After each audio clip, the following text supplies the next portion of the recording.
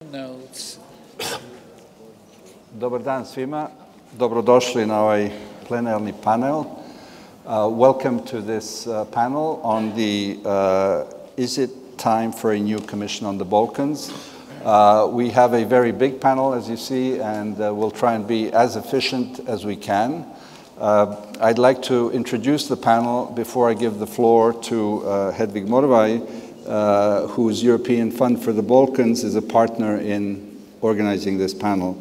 And I'm particularly pleased and honored that we have very distinguished speakers, but if I dare say most distinguished of all is Mr. Giuliano Amato, the former Prime Minister of Italy and judge of the Constitutional Court, and obviously co-chair of the International Commission on the Balkans that produced its report in 2005. Secondly, former Minister of Foreign Affairs, Goran Svilanović, now the chair of the Regional Cooperation Council in Sarajevo. Dr. István Gyarmati, who runs the Center for Democratic Transition in Budapest. My colleague and friend with whom I studied a long time ago in Paris, Professor Jacques Rupnik. Dr. Dejan Jović, who is an advisor to the Croatian president. And last but not least, Dr. Vedran Džihić, who is a professor and senior researcher at the Austrian Institute for International Affairs. I will say a few words about the subject, but I will first give the floor to Ms. Hedvig Morvai to introduce this panel.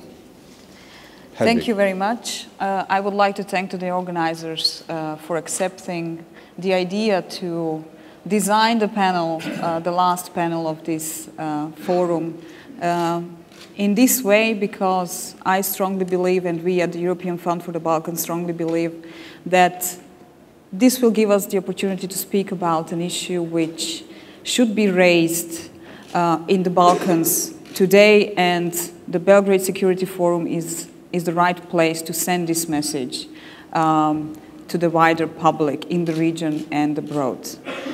At this point, the Western Balkans has experienced more than a decade without armed conflict. The violence of the previous decade has taken its toll, however, not only in terms of deaths and displacement, but also by delaying the region's ability to catch up with the democratization process, which began a decade earlier in the rest of post-communist Central and Eastern Europe, whilst controversies over the past continued to haunt political debates. As a result, out of the countries termed the Western Balkans, only Croatia managed to join in 2013, and this is some 13 years after the launch of the stabilization and association process. The rest of the region of the so-called Western Balkans remains still distant from accession for the foreseeable future, and some countries remain blocked altogether. In addition to the challenges of political and economic transformation, Albania, Bosnia and Herzegovina, Kosovo, Macedonia, Montenegro and Serbia remain weak states with dysfunctional institutions, notwithstanding the considerable diversity among them. These are some of the findings of a report which was published by an initiative called the Balkans in Europe Policy Advisory Group. But let's go back a bit in the past and see how the developments which actually gave the reason for organizing this panel went through the past years. At the Thessaloniki summit in 2003, the European Council declared that the future of the Balkans is within the European Union. This was the promise which is shaping the developments in the Western Balkans region today. 2 years later, in 2005, the International Commission on the Balkans was established under the initiative of the Robert Bosch Stiftung, the King Baudouin Foundation, the German Marshall Fund of the United States, and the Charles Stewart Mott Foundation. It was chaired by Mr. Giuliano Amato, and it published a report in 2005 titled The Balkans in Europe's Future. The Commission observed that the Western Balkans had become a relatively stable region with no military conflicts, no ongoing ethnic cleansing, and free, if not always fair, elections. The aim of the International Commission on the Balkans was to present results which could stimulate debate on the future of the region and ultimately help develop a vision for the integration of the countries of the Southeastern Europe into the European Union. Then already, a year after publishing the report, you published a declaration in Rome where you say, we can only regret this unfortunate development, referring to the Salzburg meeting, where the Commission concluded that the EU must show that it has the power to transform weak states and divided societies. This is imperative for the Balkans, but no less so for the EU. Unless the EU adopts a bold accession strategy which integrates all Balkan countries into the Union within the next decade, it will remain mired as a reluctant colonial power at enormous costs in places like Kosovo, Bosnia, and even Macedonia. The Rome Declaration was again a new message only a year after the publishing of the report of the International Commission on the Balkans to the EU, not to lose the Balkans by not giving clear perspectives and not sticking to a real, transparent and motivating process for integrating these countries as soon as possible into the EU. The European Fund for the Balkans was established in 2007 as a direct follow-up to the work of the International Commission on the Balkans, with the aim to support member state building strategy in the countries of the Western Balkans, which includes the development of functioning state administrations and constituency building as its main priorities. Well, 9 years after the publication of the report of the International Commission on the Balkans, the Western Balkan countries remain as close to failure as they are to success when it comes to the process of European integration. The region's profile remains a mixture of unconsolidated democracies, weak states, and international protectorates, jeopardized by low economic growth and high levels of unemployment and corruption. Bearing this in mind, the European Fund for the Balkans has established the Balkans in Europe Policy Advisory Group with a new mandate and fresh approach so as to make one more attempt at assisting the transition of the Balkans from unconsolidated democracies and weak economies to the stage of EU accession. The Balkans in Europe Policy Advisory Group seeks to constitute itself as a central node around which policy debates related to the EU enlargement towards the Western Balkans and democratic and economic reforms are focused. As such, it is the goal of the initiative to promote a constructive, innovative policy dialogue that is region-wide and affects decision-makers both in the region and in the EU. Shortly, I would just reflect to one more person which is thinking a lot about the Balkans and dealing with the Balkans and who is, I hope, still somewhere here among us, Ivan Krastev. He's gone. He's gone, okay. I miss him, unfortunately. Who, in his introductory remarks to the last published Balkan Monitor report in 2010, says that the Balkans are more a part of Europe than any of the most ardent advocates of EU enlargement can begin to imagine. All the problems that the region faces are European issues and not predominantly Balkan ones.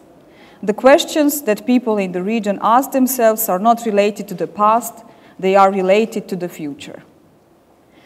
However, focused on their own problems, Europeans do not have time to think about how the crisis in the Union impacts the countries on Europe's periphery. This should change. The Balkans' new normality is very much a reflection of Europe's new normality. And when we look at the Balkan countries, it is true that EU has lost its magic in the region, but has not lost its importance. It is clear that if the citizens of the region have any realistic hope of a better life and political stability, then that has to be related to the prospect of the country joining the EU. It was true for 2010, and I think it's still very much the reality today in 2014. Thank you. Hedvig, thank you very much for those introductory words. Let me just add very briefly a few bullet points to add to what you have already said. Namely that, let me start with a very general point about what happened in the Balkans in the 90s. Something happened at the end of the 20th century in Europe that should not have happened. As the return to Europe was the name of the day after the fall of '89, when all the countries of the former communist bloc really were running towards Brussels and trying to see the back of the Soviet troops that had occupied their territories. The former Yugoslavia basically imploded into a self-inflicted conflict that was then peppered and salted by a variety of international interventions. I deeply believe that we did this to ourselves and brought upon us all the complications of international intervention. And yet, because we are core geographic Europe, it has never been a question whether these countries should and would become, as the Thessaloniki summit stated it in 2003. There is no official pronouncement that anything changes in that regard. There are many statements by individual politicians in every country that, enlargement is stopping, slowing down. For 5 years there won't be anything, and we'll come back to all that. But let me add that since the Commission on the Balkans, as you remember, 2 countries joined NATO also, Croatia and Albania. In 2008, 3 countries became members of Partnership for Peace in 2006 at the Riga NATO summit, Serbia, Montenegro, and Bosnia. After a long delay. We have a visa-free regime, which is probably the most tangible thing for citizens that you, Hedvig, and others have worked so tirelessly to achieve, and we can now travel without impediment, although there's always talk about will the visas be abolished because of the immigration. And of course, let me state my colors immediately. I am of the glass is half full, and that we are advancing, and that it will not be a failure, in spite of everything that we have seen. And frankly, I think it's good that the magic has been lost. I think that's very healthy, because we realistically approach this issue.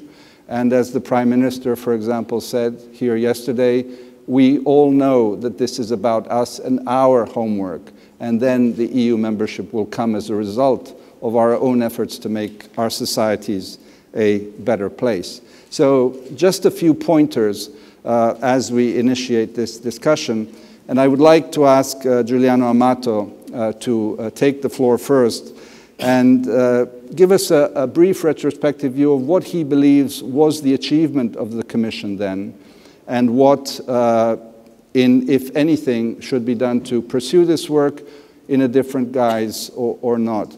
But let me just say, before I give the floor to him, that there's obviously history that we all know about commissions, whether it's the Carnegie Commission around the time of the Second World War. We have Jacques Rupnik here, who produced the Commission report in the mid-90s called Unfinished Peace. There was a smaller commission financed by the Swedish government on Kosovo.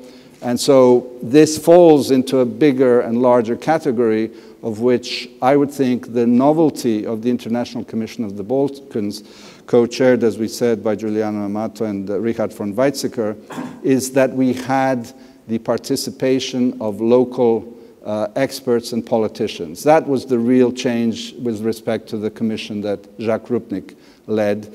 We had already been in 2004, and thus we deemed it necessary to have voices from the region, from these countries, participate. Giuliano Amato, please. Well, thank you, Ivan. The difference between our commission and the previous ones was, first of all, what you have said, your last point.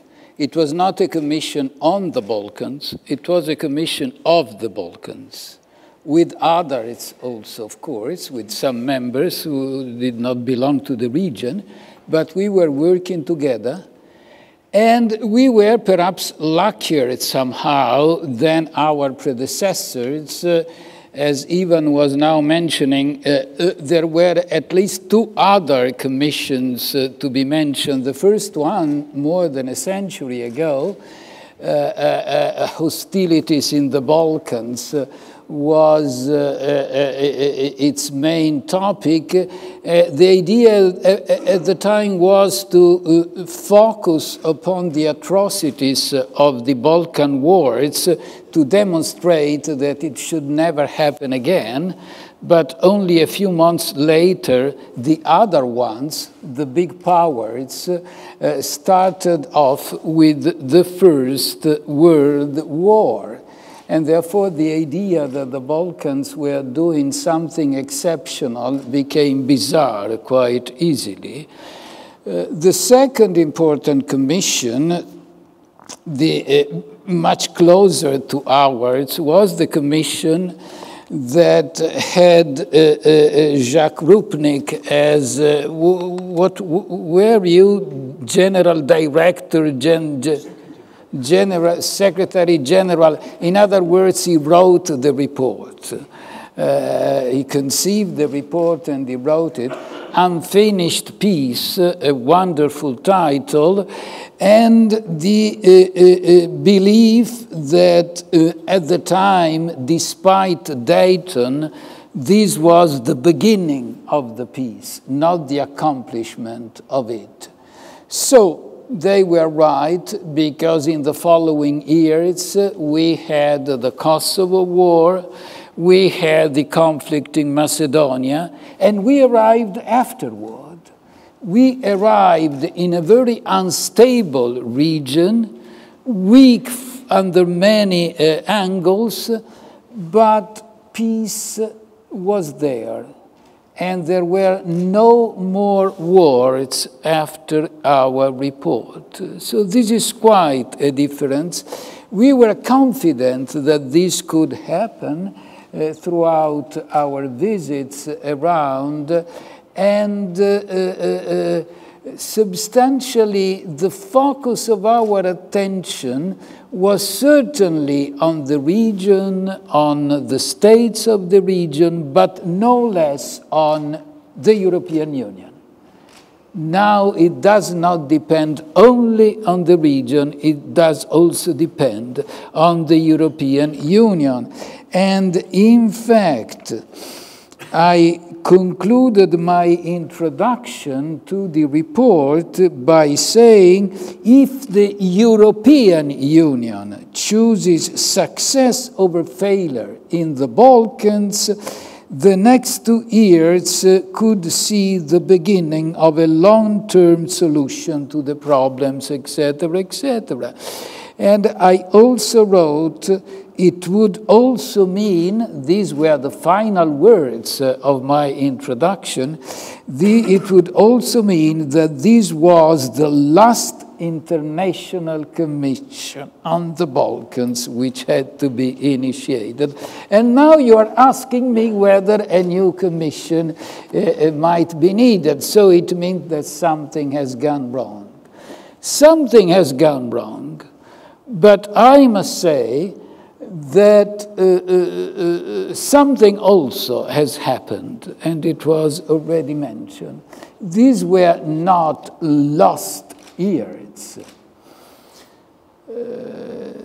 Countries that have, states that have entered the NATO, Croatia that has entered the European Union, others here that are candidate countries now formally.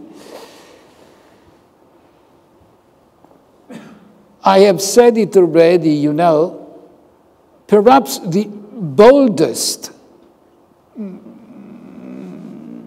let's say, proposition in our report was the proposition on Kosovo. It was not easy for us to argue on behalf of the independence of Kosovo for several reasons, but it was clear to us that a joint government here, in a new unavoidable federal sort of combination between Kosovars and Serbs, was even less likely than the coexistence between a Kosovar state and Serbia. but it was not easy. It was difficult for Serbia to accept it. We were well aware of the meaning of Kosovo, of the holy seats, of the many historical links. I said to myself, it will take time.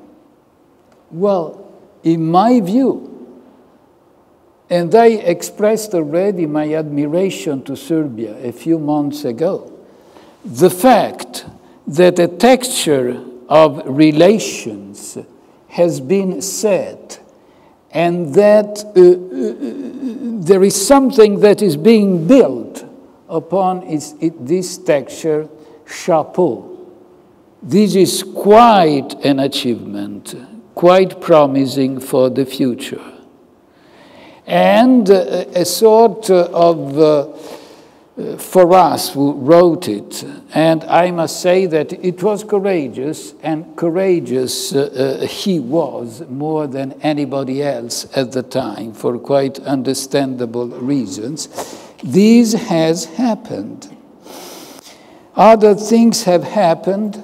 We still have unsolved problems that require both the regional authorities and the European Union ones to reinvigorate the process. I know that the European Union and mostly the Eurozone are not so sexy as I'd like them to be. But what is sexy around us nowadays? Is it sexy here?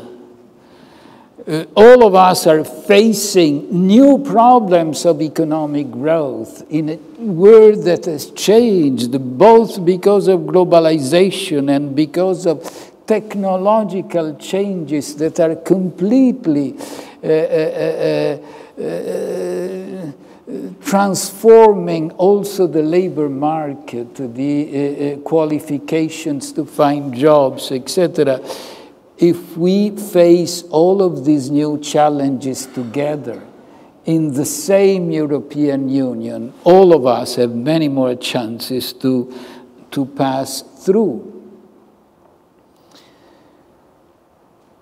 We have to be convinced of this, and we need advocacy for this case, the case of the Balkans, the case of all of the Europeans together in facing common challenges that Europe has to face.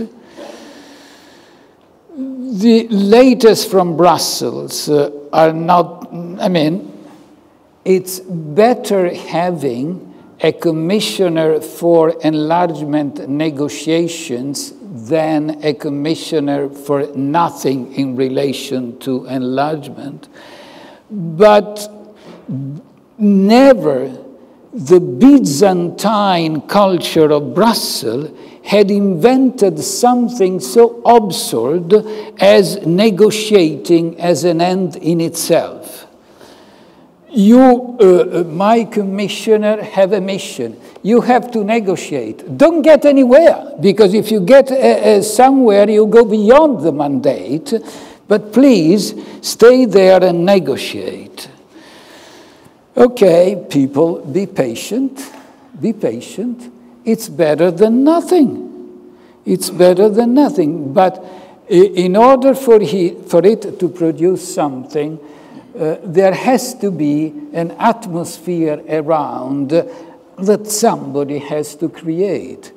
In this sense, a new commission on the Balkans can be useful, and perhaps already does exist with your policy advisory group. Don't name it Commission on the Balkans because it's not so lucky as a definition, I would say. It's the typical unaccomplished kind of thing. But it is extremely useful to do both, to somehow promote inside the European Union this case and to exercise a discrete role of mediation to solve the remaining disputes here. Certainly, there are disputes that don't depend on the Bosnia depends on itself. Macedonia does not depend on itself. Sooner or later, in the name of Alexander the Great, those two countries should find an agreement. He would have found it. Now, they can't quarrel with each other in the name of Alexander and being so poorly equipped to solve problems that he would have solved in a few minutes, and years are passing and that problem is still there.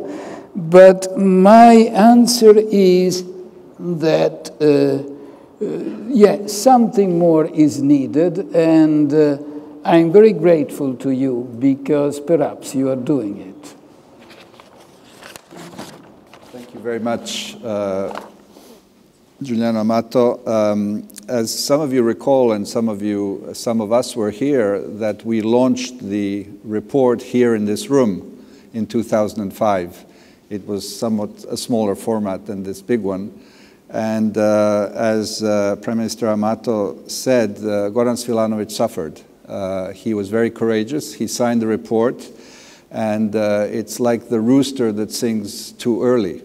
The historic agreement between Belgrade and Pristina, signed in April between the prime ministers then, is truly following the lines of what the Commission said. I mean, we're simply following the rule book that the Commission espoused, and thus it seems normal today that we have this normalization of relations. Obviously, a lot to do on the implementation of the agreement, but there's clearly a determination to lead this to a harbor where things will be resolved.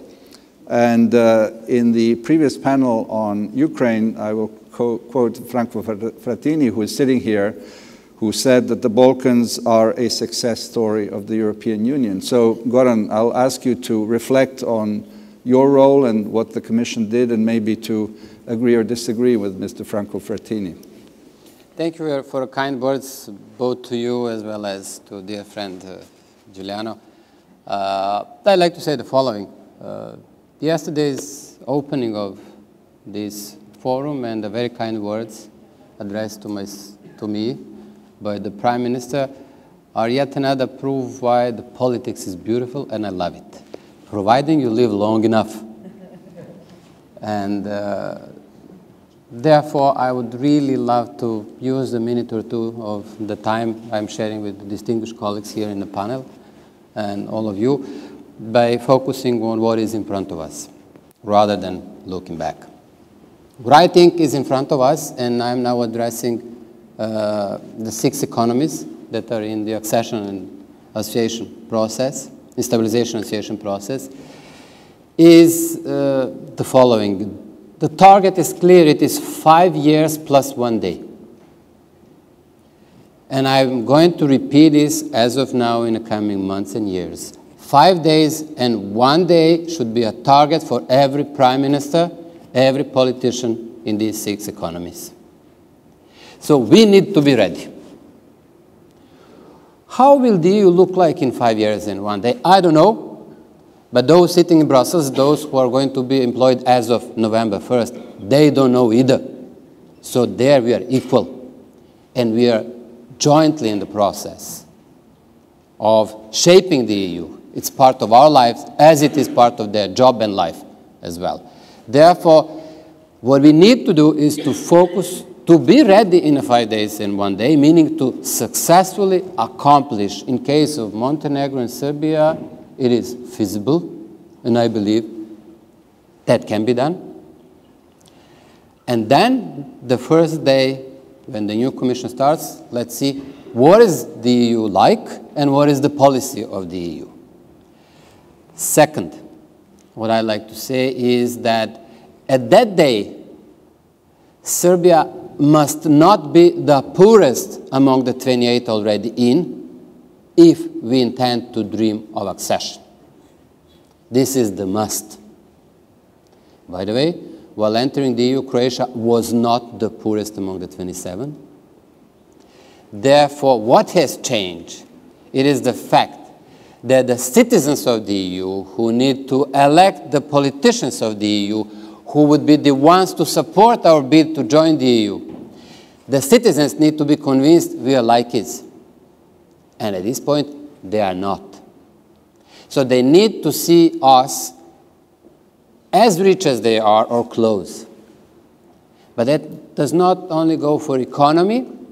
This is relevant also how they see us when it comes to culture, politics, freedom of media, respect of human rights. We need to be like them so that they feel that we are almost there. Only then they'll vote for those politicians who will support our bid to join the EU.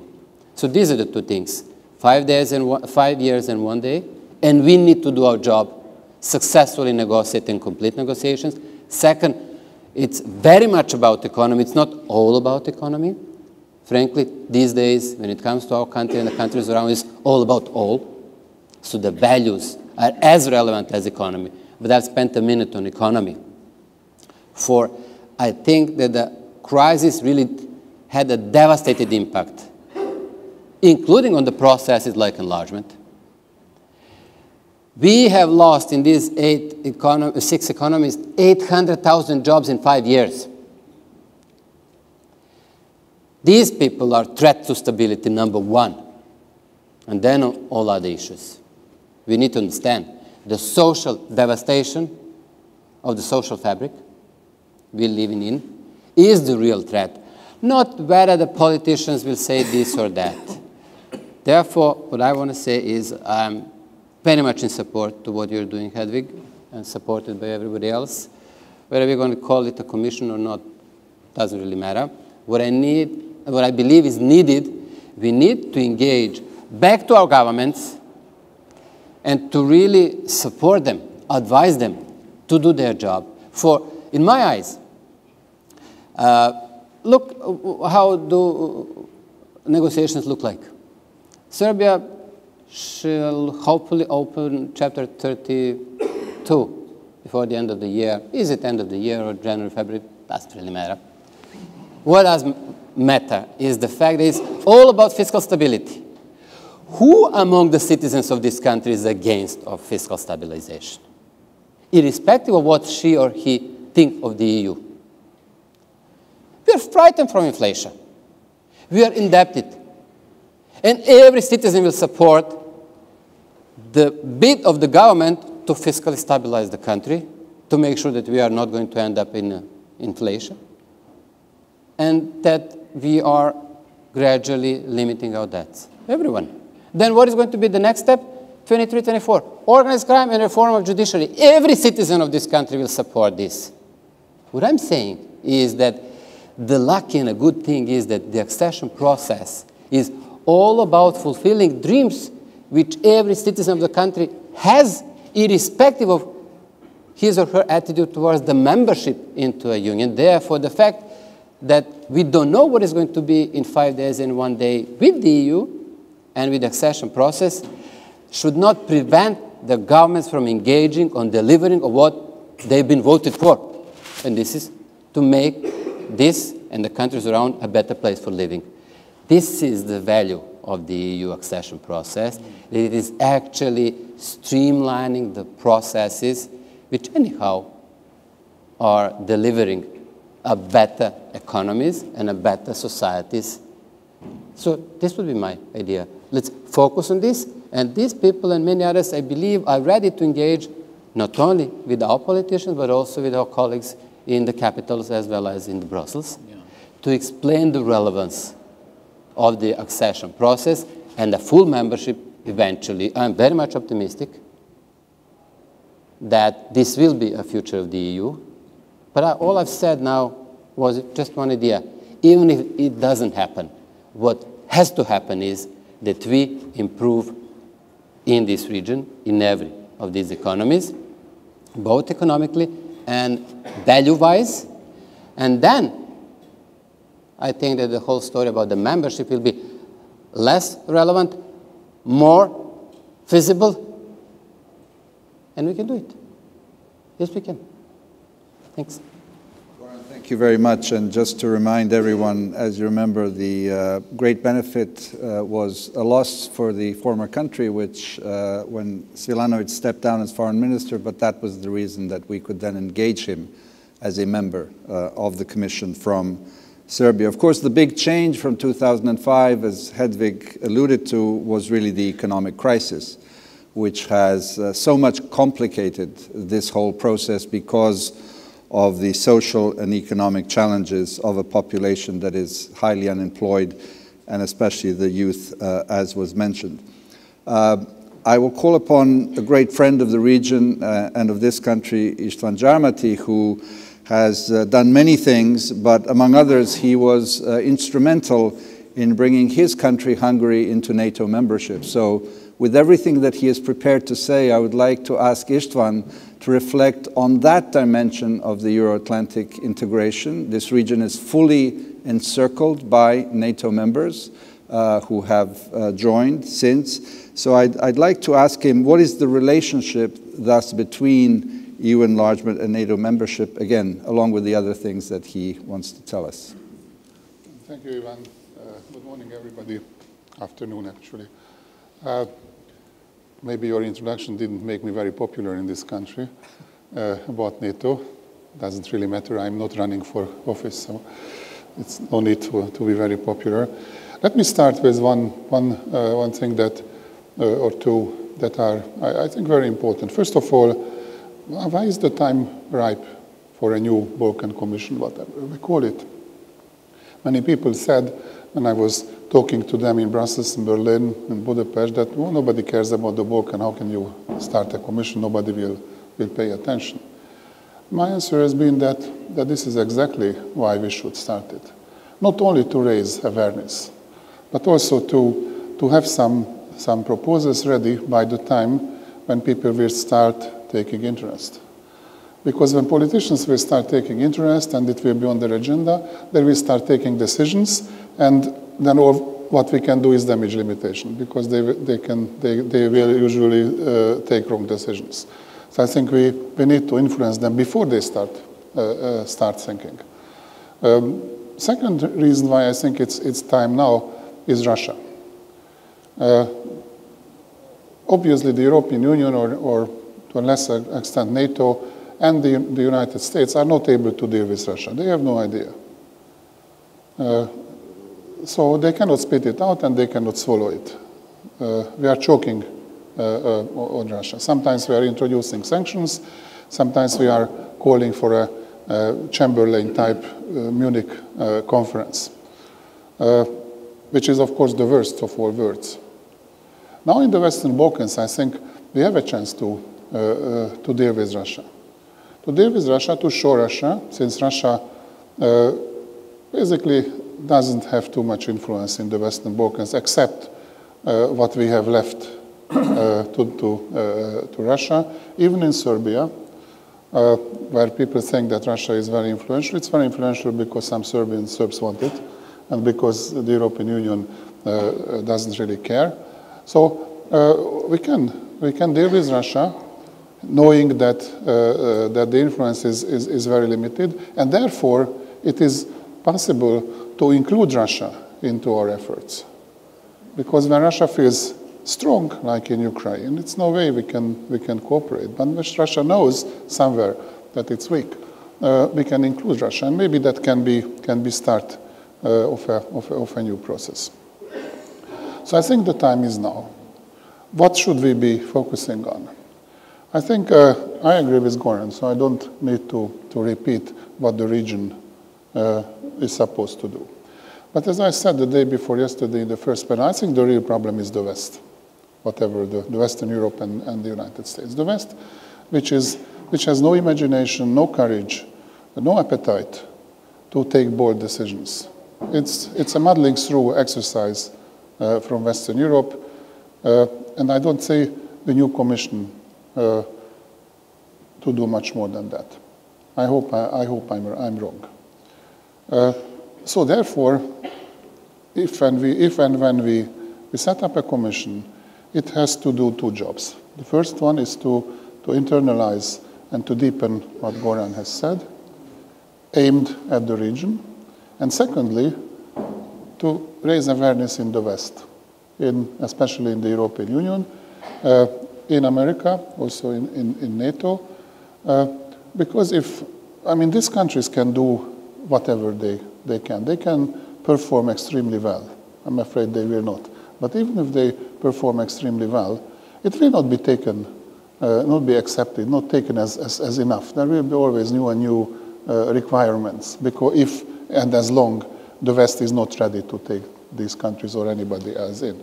So we need to raise awareness in the West. And in order to be able to do that, I think these countries should stop telling the West why they want to be members. Why is it good for this region and for the countries to be part of the West, to be part of the European Union?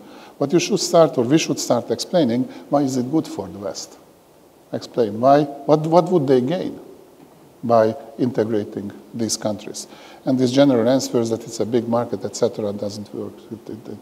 It's too vague. It's also not very true. So I think we have an opportunity and we have the need to do that. I think we also need, and I'm very grateful that István raised this question, we need to think about NATO. It's not a mission impossible. Serbia joined PFP quite late, but before Serbia joined NATO, the Serbian army was reformed by General Ponuš more than, I wanted to say more than the Hungarian army, but I don't want to say that, more than some NATO countries' armies. It's more NATO can compare, or it's a deteriorating situation, but it's been more NATO compatible than many NATO countries. So that's not the problem. The problem is how you use it, how you show it that you are ready not only to reform your own country, but also to make contributions. I think the fact, for instance, that Serbia did not send observers to the OSCE mission in Ukraine was an extremely bad message, not only because it's the incoming chair of the OSCE, and the incoming chair is supposed to learn, to know what's going on, and you cannot do it without a presence on the ground, but it's a bad message.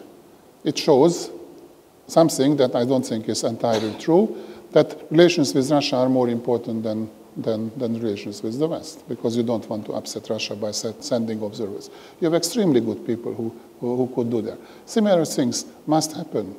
But the most important thing is, and if you look at Montenegro, what was the problem with Montenegro's NATO accession? It was not the lack of an army. It was the assumption, probably also the truth, that Montenegro's secret services are informing the Russians too much.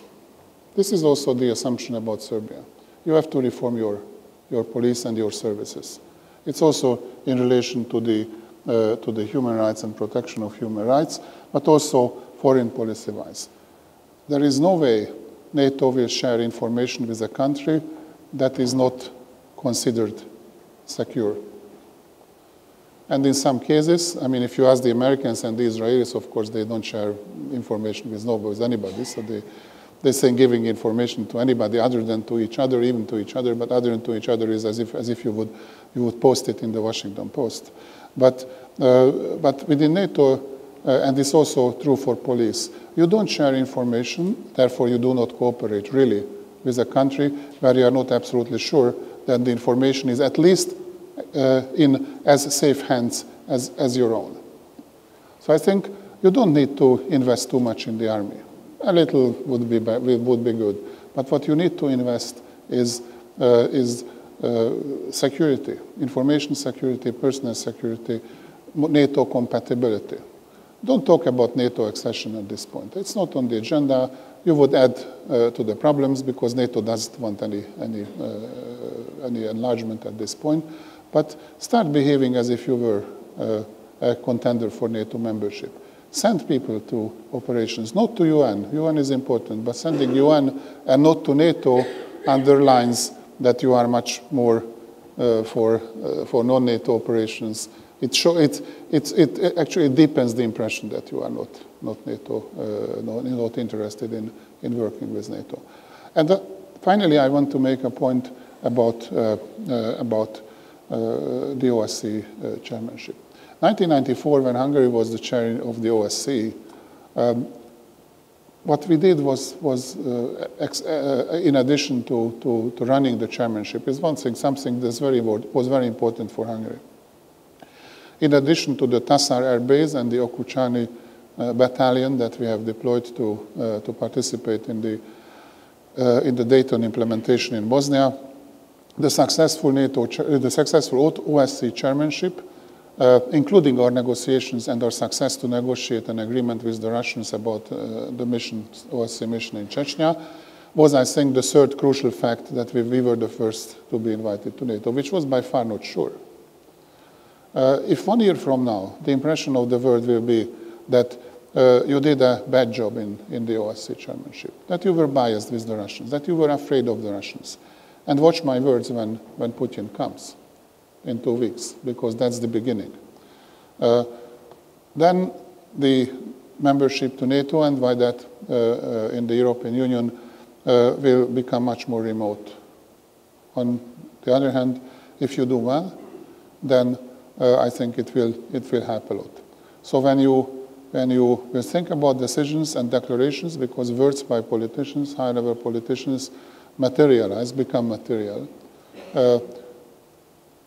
you have to consider what's more important for you, to be friends with Russia or to get closer to the European Union. It's your choice, but then the consequences will be also yours. So I think in conclusion that time has come for a good commission of the Balkans or on the Balkans or whatever, because the situation is very different. In some places it has deteriorated, like in Macedonia and in Bosnia. In some places it has improved, like in Serbia. The engagement of the United States and Europe is different. Russia's role is different now. So many things have changed. And somebody has to come and tell the truth. Somebody has to tell the European Union, you must stop this idiocracy with Macedonia. Somebody should tell.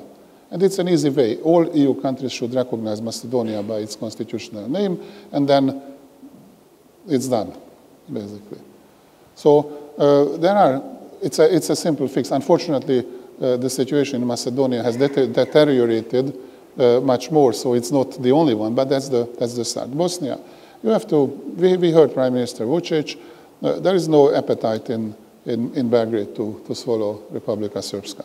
So why don't you ask them and us to make it clear, not only in words, but also in cooperation. It also includes a Russian factor. But also make it clear that the first step in Bosnia to make it work is not the Republika Srpska, it's the federation. You have to make the federation work, our own friends. And we have to tell our own friends, the Bosniaks and the Croats, they have to do the first step. Because if we have a dysfunctional federation, how can we expect the Serbs to join a dysfunctional federation? So I think there are some very unpleasant truths that have to be told, and I think that's why that's one of the reasons also why a new commission would be very useful. Thank you.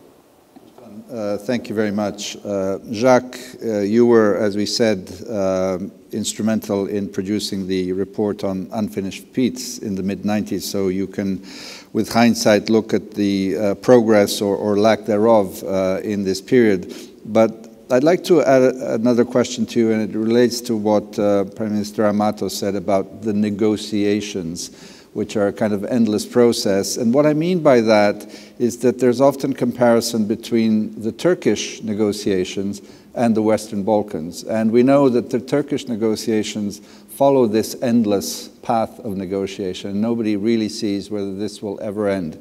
Could you compare those two EU enlargements, and do you see a clear difference between the Western Balkan enlargement and the Turkish in terms of substance and geopolitics?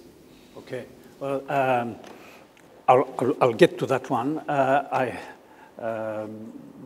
Well, first thing first, I want to thank the organizers, and particularly one organizer. You know, Goethe is supposed to have said on his deathbed, "Mehr Licht," more light. I would say, "Mehr Sonnenlicht." She really has been, over the years, I've been coming in and out of Belgrade for last 25 years, and Sonia has been in all the interesting things that were undertaken here. So special tribute for organizing this. And as a good disciplined academic, I was given by the organizers 4 questions. I have 4 minutes. I will devote 4 minutes to not to each of those, but to those questions, and get finally to your point, Ivan.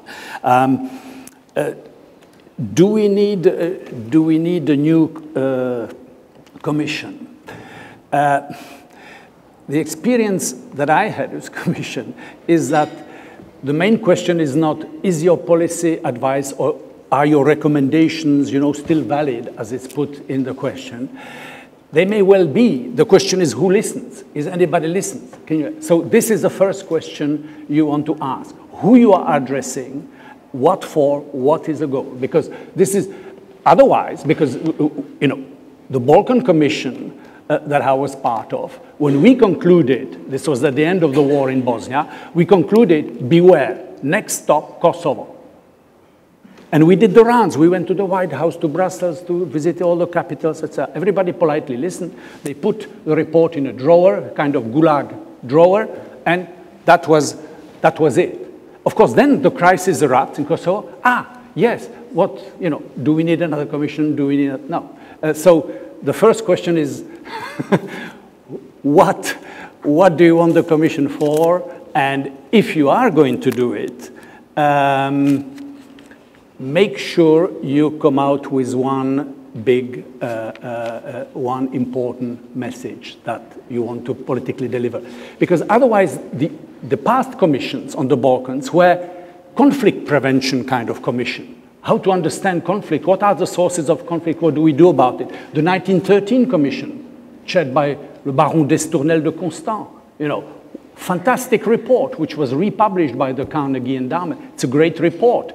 It was released at the end of 1913. Of course, 1914, people were busy with other things besides reading reports, unfortunately. So, yeah, and the great thing about the commission that Prime Minister Amato chaired was that it no longer was focusing on conflict and the sources of conflict, but about the next subject. European integration, so the shift of focus, and that is really where we want to get. And if we can help that, then it makes sense. Otherwise, yeah, it's an academic exercise in conflict prevention studies, and some of us have to teach it, but I wouldn't create a commission especially for that. But yeah, if you have one big idea, and if you want one special target of people you want to reach, okay, that's maybe it. The second question is, how can attention be drawn in the EU to the Balkans after Croatia's accession? In the old days, my answer was, the loudest, the strongest message, and have a region. I've repeated this endlessly. Regional approach. That's the way to do it. Don't do this technocratic country by country with the acquis communautaire. It's too slow, and people get lost. And yeah, that was the old days. Given the current state of the EU, given the current state of our public opinion in the EU countries. I remind those who haven't read Eurobarometer that when you ask about enlargement, about 3/4 of Germans and Austrians are against, about over 2/3 of French, Belgium, Dutch as well, and even 51% of Czechs. So just be aware of that. You don't have the public opinion with you. And you have a political agenda that is crowded with other things. So in a way, the great thing about Croatia, the Croatian model has two things. One is, how do you turn rather nasty nationalists of the 1990s into Euro-compatible moderate nationalists who prepare for joining the EU? great. Well, that's Croatian model, and it actually works in this country. So, in a way, that's one Croatian model. The other Croatian model is enter in the EU as discreetly as possible. Last year, Croatia joined, I was going to say almost nobody noticed, in the EU and in public opinion. And in a way, I wouldn't want to overstate the case, but that discreet, the process is going on, we're not making fuss, we know that public opinion is concerned with the economic crisis, with unemployment, and with external threats, etc. The Balkans are there, they are moving on, etc. So that's would be the case for low-key approach, no need of kicking or screaming, but make sure that the process is moving on. And that's, of course, a big challenge. And therefore, if there is a commission, it would have to really address the political elites, the decision makers. I would have to think hard about how to do that.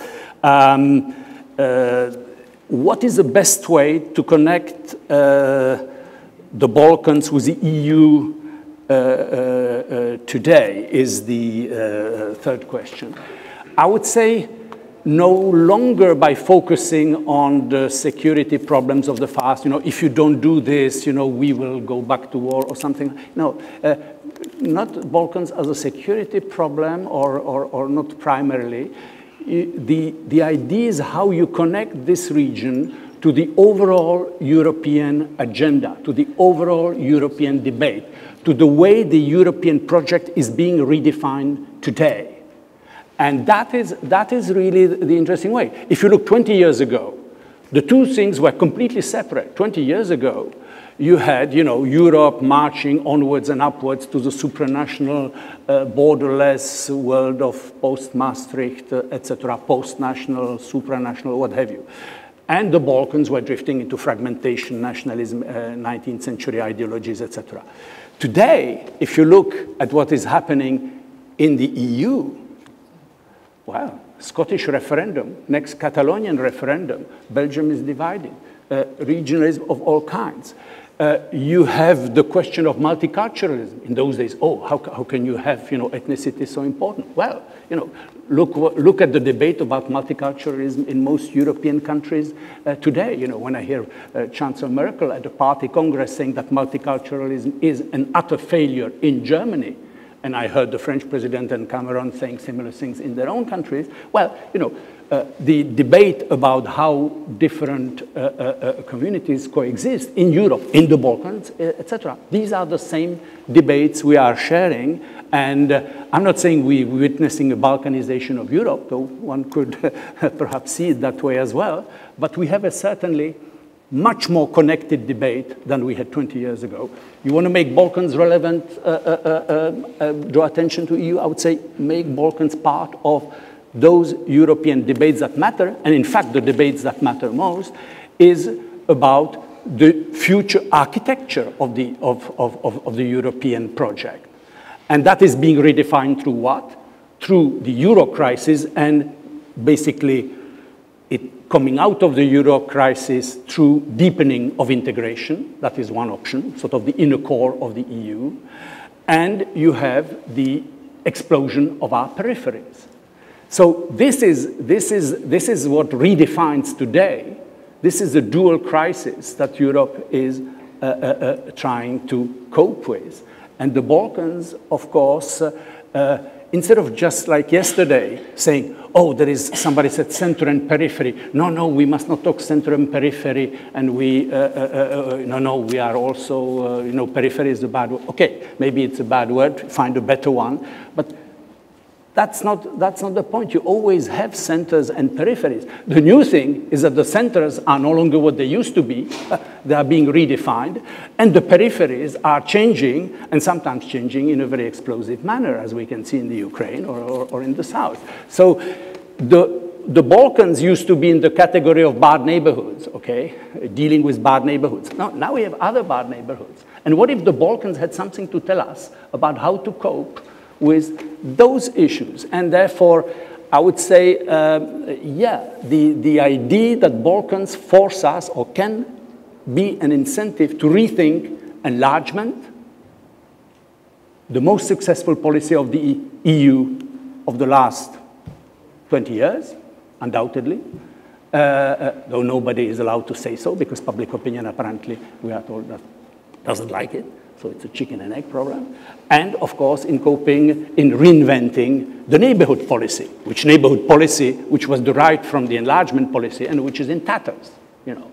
We will open our markets and you will adopt our values. Well, you know, if you believe that, you'll believe anything. Okay, so yeah, include the Balkans in those debates. Finally, do we need a new commission? I don't know. What we have is we have a new European Commission, and that is our problem. And we have a new European Commission without a commissioner. So, you know, one of my favorite authors, Arthur Koestler, wrote a book, the Yogi and the Commissar. That some of you might know. The yogis is a symbol of systems that want to change humankind through inner change. The commissar stands for systems that we knew in the 20th century that want to change humankind through external, you know. In the Balkans, we need both. The process has to be, there have to be inner change in the region, and that everything that has been said, starting with the economy, as Goran Svilanović said, and then we have to work, and the Commission can work on that, on the making sure that the external change, not the kind of commissar that Koestler had in mind, we might have a more human version of that, but that makes sure that that external drive, that external motivation remains strong there. Thank you. Thank you, Jacques. Dejan Jović, we're closing in on time here, so I'd like to move on as quickly as possible, but I cannot resist the temptation to open the issue to regional cooperation. That's something definitely that has improved since 2005 in these 9 years. And I see our friend Tim Judah, of course, here, who notably spoke about the Yugosphere that set up a lot of dust in the region, but of course, I think we all know what he meant, that there is good ground after the conflict to reconstitute links and networks that existed in culture, sports, economy, business, you name it.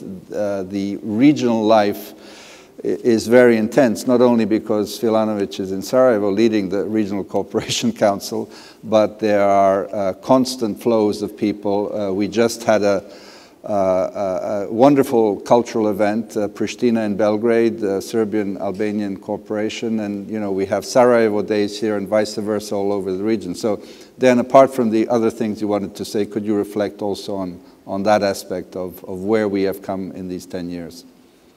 Thank you very much. I think we are in a new situation, and I think the whole forum in the debates in these 2 days has been very much focused on the Ukrainian crisis, which I think we should take into account when discussing the future of the relationship between what today is the European Union and its neighborhood, and also the Western Balkans, which has become a Western Balkans. So it's getting smaller and smaller. By one country belonging to this, actually joining the European Union, Croatia, for example, in 2013. And I think in these new circumstances, which are characterized, among other things, by the fact that the European Union can no longer on its own decide on its eastern borders. It needs to take into account the others. And I'm not sure about southeastern borders either, because we see competing powers or states in the Western Balkans too. So it's not just Russia and Ukraine, but we see the more direct and I think influential position of countries such as Turkey and obviously the US, which has always been here, and whose policies are not always the same as the policies of the European Union. So we need to think within new circumstances, and I think these new circumstances are creating a new Europe. New Europe is a Europe that will remain unipolar, within the European Union, I don't see any fundamental change there. But on the outskirts, it could be bipolar or multipolar. So we have a new situation. We have a situation in which the European Union is not the only game in town, and in which for a number of countries, if not political elite, but then certainly public opinion might get divided over this issue. And as you know, this is exactly happening. I mean, one of the things that you do as a political leader in a country that is about to join the European Union is learn how to lead. And that means not to follow exactly the public opinion.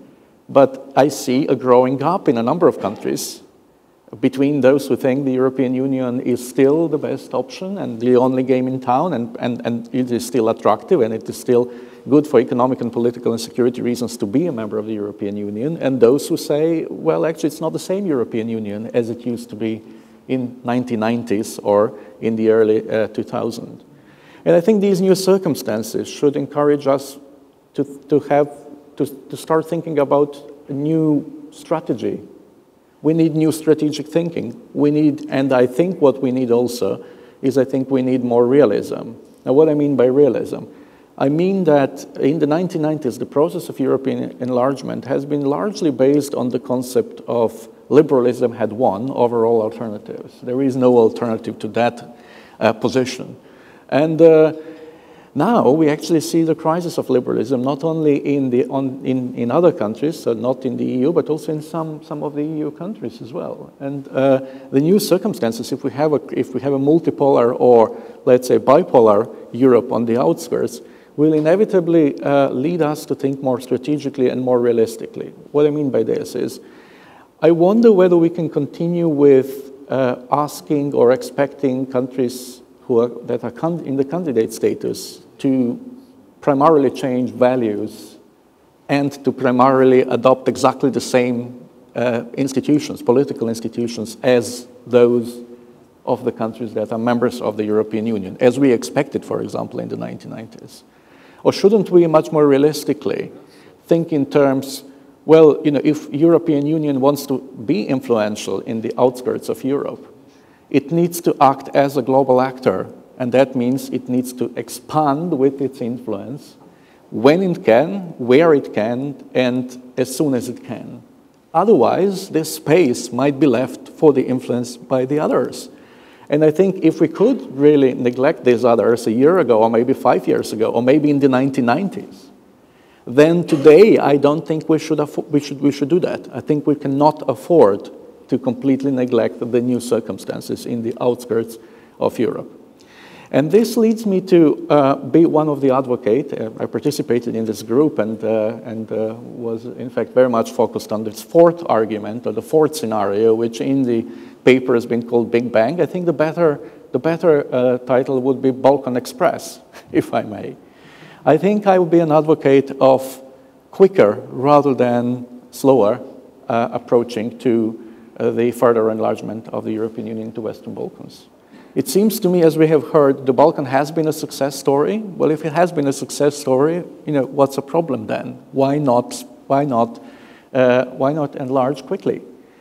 Secondly, I'm not entirely sure that long accession process makes inevitably country much more reformed and much better. There is, I think, a difference between reforming and simulating reforms. And I think we are sometimes disappointed with countries that actually join the European Union only for us then to discover, well, actually, have they really seriously reformed? Or have we just pretended that they had reformed and they pretended quite successfully that actually the reforms were very deep? And I think, in addition to that, I think we need to, I think we are talking not of a very large number of people. I mean, we were flirting with Ukraine. I mean, here we have a half of the population. And we also have countries which have been already done very much in their bilateral relations to address the negative experience of the 1990s, including the war, which was a specific question asked here. I think on the contrary, if the European Union does not actually enlarge, and I think we are now in a circumstances in which we need to consider that option too, unlike, for example, in the 1990s. If it stays the way it is, I think we'll have in the middle of the Western Balkans a wall, psychological, maybe political, a barrier which would not be of the making of Serbs and Croats and Bosniaks, it could be of the making of the European Union. And therefore some of the positive achievements and many of the positive achievements of cooperation might get endangered at some point. And I also believe that this area will not be a vacuum in terms of policy, political and other influences. There will be others who would like to expand ideologically, politically, economically, and probably also security-wise. Dan, thank you very much. So listening to Jacques, quieter, but also quicker. So put on your slippers and not be heard as you're entering, right? Last but not least, Vedran Džihić. Vedran, obviously, neither Jacques nor Dejan had time to address the issues that I was asking about Turkey and regionalism, so maybe you can find 1 minute to respond to some of that along with the things that you want to say. I mean, probably not to Turkey, but about regionalism. Let me just continue where Dejan stopped in a sense, and then go back to your phrase from the beginning, the glass is half full and not half empty. The question whether the glass is half full or half empty is quite obviously a question of perspective. And when we apply the perspective that Dejan has chosen here, and when we then leave this room here, particularly go to the streets and ask the citizens what is the perspective that they have, obviously the picture of the glass will be half empty, which is once again, or primarily an argument why we do need, and this is actually a consensus here, that why we do need a new kind of fresh thinking about the Western Balkans in the European Union, or Western Balkans as the part of the globalized world. And Balkans in Europe Policy Advisory Group has taken up this goal, and I believe this is one path to move forward. So, but let me make 3 or 4 remarks and then try to say just a few sentences about regionalism. So first of all, when we reading once again the outcomes of the Balkans Commission back in the 90s and listening the words of Ivan Krastev about Sarajevo 2014, when we stay for a moment at the picture of Sarajevo 2014, which was actually not the hour of Europe, because this picture of Sarajevo of 2014 is a picture of a political disaster of Europe, or partly because of Europe too.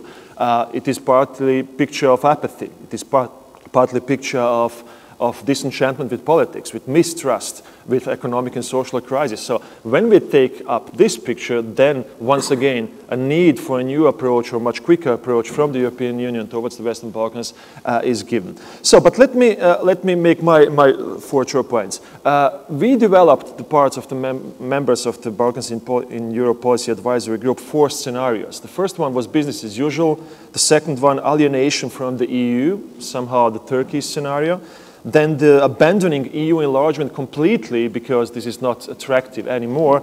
And then finally the Balkans Big Bang, where Dejan actually was pushing us all the time during the debates to go that particular way, to take the train, the Balkans Express, and arrive quickly in Brussels. So when we realistically look at those 4 scenarios, we are having the new commission, having new Commissioner Hahn, we are probably going to stick with the first, business as usual. Technocratic approach, step by step, make reforms. If you do the homework, then you will 5 years plus 1 day from now on, like Goran is arguing, you will then arrive at the European Union. So, but what are the dangers of the business as usual approach? And this is actually my crucial point. So if we look at Macedonia, if we look at Bosnia, and if we look partly at Kosovo, we can actually see that the conditionality of the EU doesn't work. Full stop. The conditionality of the EU doesn't work in some cases where you do have national issues going on, where you do have territorial disputes. And if we then assume that the business as usual with the conditionality in the middle is going to be the strategy for the next few years, then I believe we are going to fail. So this is my first argument. If then conditionality is not delivering in some cases, then my point will be there is something behind conditionality, and that what is lying behind conditionality is actually the European role model. This is actually the core of Europe. And when we look at the core of Europe, there are like 3 points. First one is actually democracy, whatever we do understand under democracy. The second one is the issue of economy or social consensus. And the third one is the issue of values. And let me just in few sentences touch upon those 3 issues and then conclude with some issues on the regionalism. So, democracy. Democracy, as the first part of this role model, has mutated, not like the X-Men, but somehow mutated here in the region, at least in some parts of the region, to a huge disappointment. That means the democracy has not delivered on its promises. But still, despite that particular fact, we do need more of democracy. So, what do we have in the region? We have a democracy fatigue, not only the EU enlargement fatigue, we have democracy fatigue in Europe and globally, which is, I mean, when you look at the lack of trust, when you look at the disenchantment with politics, when you look at the disillusionment of the young generation, then you can actually arrive at the conclusion that we live partly in post-democratic times where democracy is somehow endangered. And when we apply this post-democracy phrase to the Western Balkans, then we could go on and say post-democracy in the Balkans is something that we already do have before democracy has become the only game in town. So this is actually the place or the space where we are right now. And I see here a danger of staying or remaining stuck in the gray zone or a no man's land between democracy or something that is believed to be democracy and authoritarianism. And this is the place where something that Orban has described as illiberal democracy or some alternatives like we were explaining in our report can take place and can flourish. And I'm speaking here about new authoritarianism. So this is about democracy. About economy, quickly, I mean economic cooperation and in the regional sense, topics and issues that Goran is pushing forward and that Ivan was asking about, this is definitely the way forward and this has to be one of the homeworks that has to be done. But still at the same time, I would simply warn all of us that democracy, or actually economic cooperation is not the only cure for the problems that we do have here. So the point here, my point here, is that there is certain kind of political promiscuity in the concept of economic development or capitalism. That means instead, I mean, the usual assumption is there is a happy marriage between economy and democracy. So we cooperate and we are happy, we flourish and we prosper, we buy new cars or whatsoever, we are happy. So, but the point is that capitalism and economic, let's put it that way, neoliberal capitalism or capitalism is just as happy to bed down with authoritarianism. That is what we have in China, that is what we have in Russia. So economy, yes, but still we do need to underline some other issues in order to continue on this economic path. And if we do, by making the marriage between economy, capitalism, and some authoritarian tendencies in the rule, if we do continue on that path, we might sacrifice social justice, we might sacrifice issues of social equality on the way, and then we might end up in social protests, which is something that I see actually for Serbia obviously coming, let's say, 2015, 2016. At latest, we will have social protests on the streets of Serbia if the trend continues as it is right now. So, finally, to conclude with the third part, which is values. I mean, economy is fine, democracy is fine, but what I have been missing here during the debates is the issue of values. So back to the issues of freedom, back to the issues of rule of law, justice, equality, and so on and so on. And there is one pretty tricky point here. Nobody, starting from the Prime Minister at the first day delivering the opening speech, nobody is rejecting the core values of the European Union.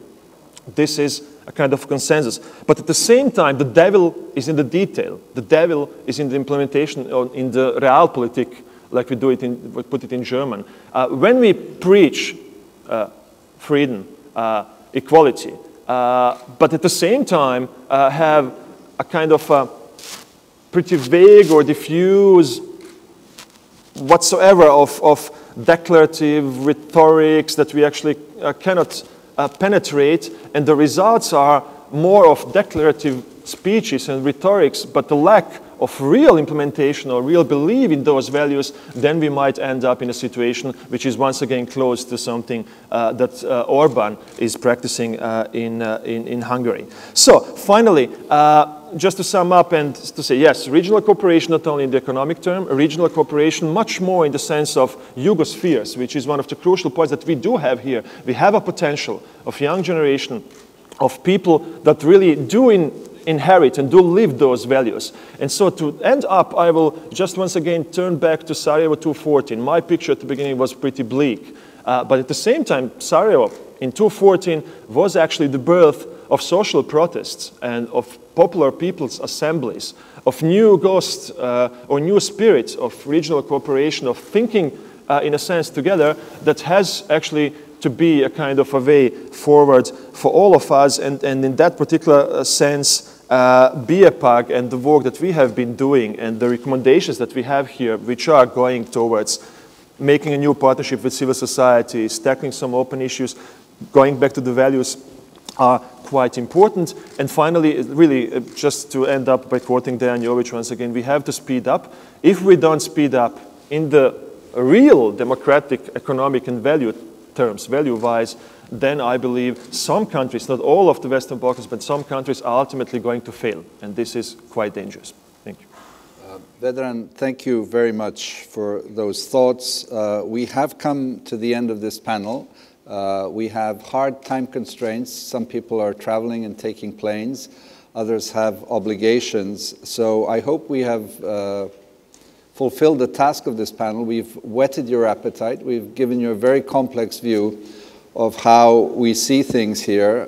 If I take away one of the tens of things that were so subtly analyzed and presented, it is Goran's 5 years plus one. And I think that most countries have understood that it is about themselves and not about Brussels, although Brussels is a key component, the Commissar bit, as Jacques said. We have to roll up our sleeves. We have to defend the freedoms that were hard fought and gained in this country in 2000 against Milosevic's regime, the freedom of speech, of association. And I think, and we haven't had time to talk about civil society very much, but obviously that check and balance, irrespective of lots of criticism about things as they are, we do have somewhere that space of freedom. It needs to be expanded. The voice of freedom needs to be very clear. So with the consent of our organizers, our three ladies, we will end this panel now, but I will ask you to stay on the podium. They will give a few concluding brief thoughts before we all depart, and then we are free to roam the world. But as they come up to the stage, please join me in thanking our speakers.